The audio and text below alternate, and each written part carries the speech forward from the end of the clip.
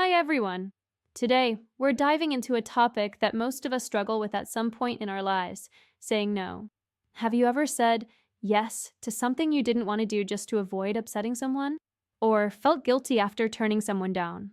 If this sounds familiar, you're not alone.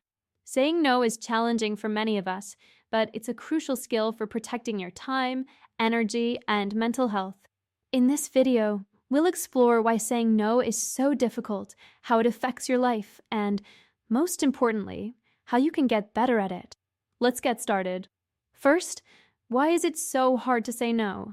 There are several reasons why people struggle with saying no. Here are some of the most common ones. Guilt. We feel guilty when we say no because we think we're hurting or disappointing someone. This guilt often pushes us to say yes, even when it's against our best interests. Example, a friend asks you for help, and even though you're exhausted, you say yes because you don't want to let them down. The need for approval. Many of us say yes because we want to be liked or accepted.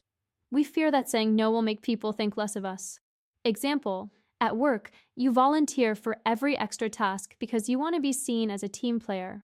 Cultural and social expectations. In some cultures, being a good person is associated with being selfless and always willing to help. This societal pressure can make saying no feel wrong. Example, if a neighbor asks for help, you can't say no. It's rude. Fear of rejection. People often worry that saying no will harm their relationships or lead to conflict. This fear is particularly common in romantic relationships. Example, you agree to plans you don't want to be part of because you're afraid your partner will be upset if you decline. Next, let's look at the consequences of not saying no.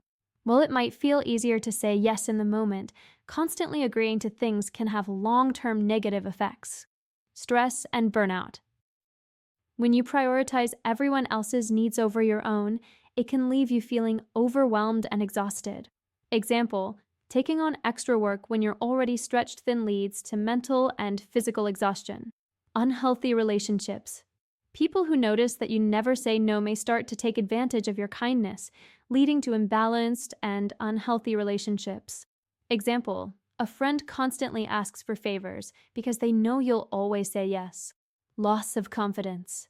Over time, always saying yes can make you feel like your needs and opinions don't matter, which can hurt your self-esteem. Resentment. Agreeing to things you don't want to do can lead to feelings of frustration or resentment toward others. Why is setting boundaries so important?